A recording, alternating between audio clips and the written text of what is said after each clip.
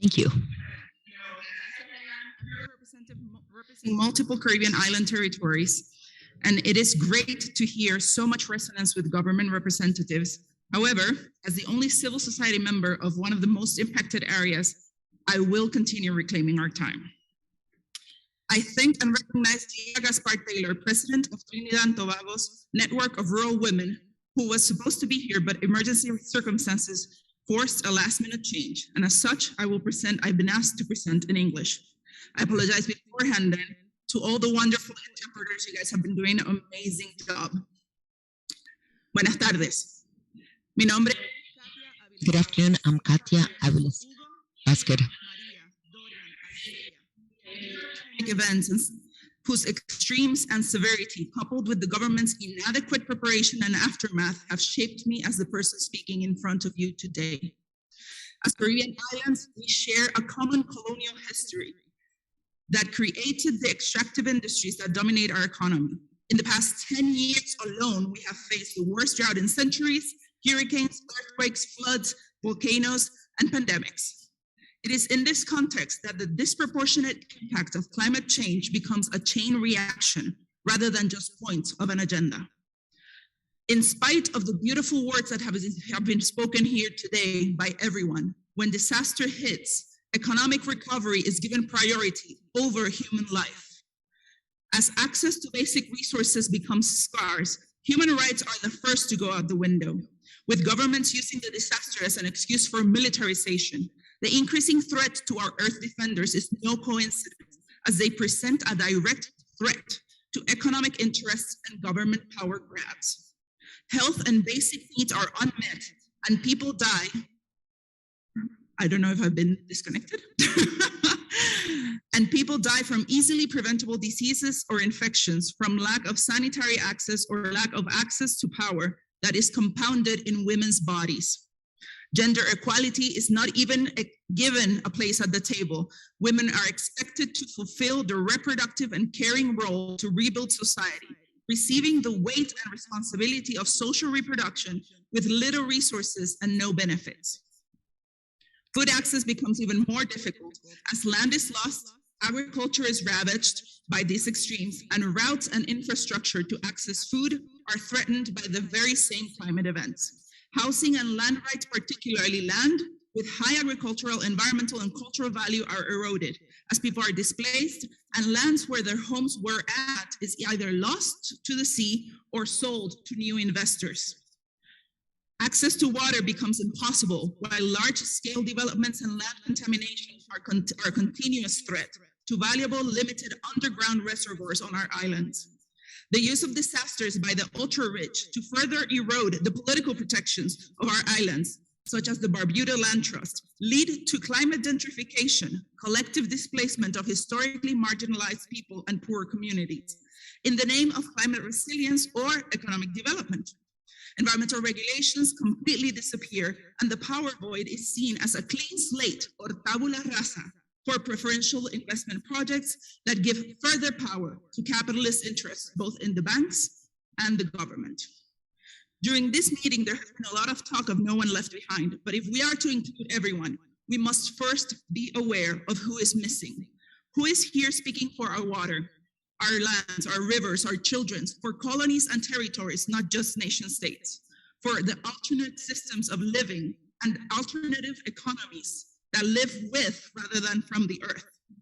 Other forms of living with the earth are represented by the Garifunas, who were murdered in the Honduras Caribbean coast after ETA and IOTA, because not even the government represents them, or the fisher folk of the San Andres and Providence Islands of Colombia, forced to leave their livelihood by Colombian military forces. All of this also Caribbean territories. While those bearing the brunt of climate change are not even here speaking or at the table where those decisions are being made, the banks have been very well represented. The world's reaction to the pandemic has served as a litmus test of how they will react and continue to operate towards us. Apartheid and resource hoarding. We can only break that cycle through open borders, endogenous development, generating data that is locally applicable, technology, funds transfer, and capacity building. Some proposed solutions include shifting power resources and decision-making to the people, not to the governments or banks. It is not enough to have more women represented in a male-centered world. We have to recenter society around life. That includes valuing, truly valuing, rather than just monetizing our ecosystems, with actions such as halting the proliferation of new tourism development on coastal lands, which result in an increased risk of coastal erosion, degradation of the very marine ecosystems and natural barriers that protect us against the effects of hurricane and atmospheric events. Recommoning our lands, our seeds, and access to them, the privatization of life, land, and genetic material has to stop. We have to invest on our public infrastructure and have a proactive response capacity rather than public-private partnerships that all too often benefit only the private. Creating new, different indicators to economies to applicable scales according to our islands, rather than demand that farmers and fisherfolk in Caribbean islands compete with large-scale agriculture or mega fishing corporation projects for one-stop shop solutions, has to stop. We need to scale up and scale out agroecology as the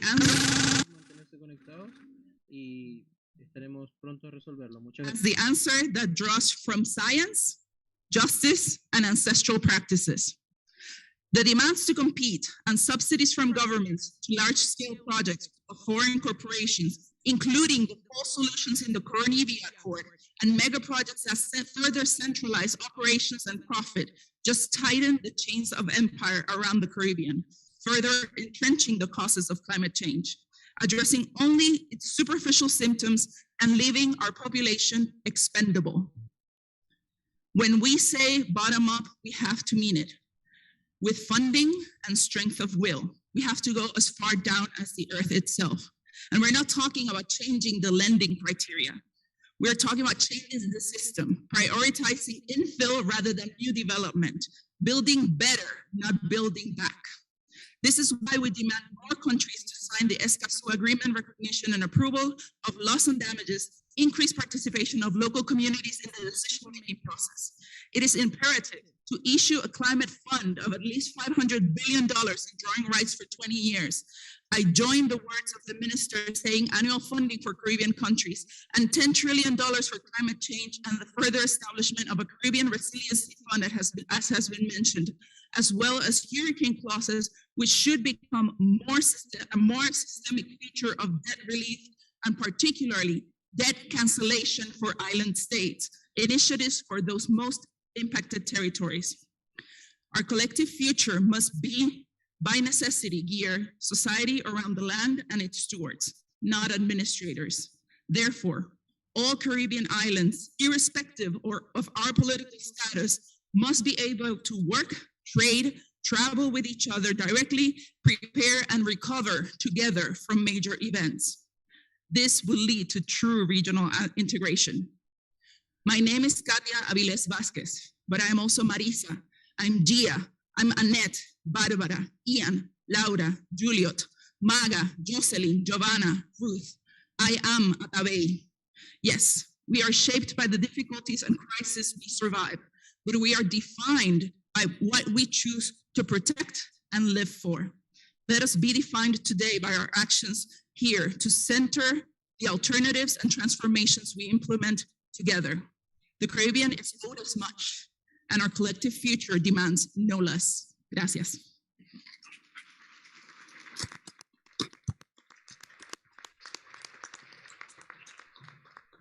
Thank you, Katia, for that powerful statement on behalf of the people.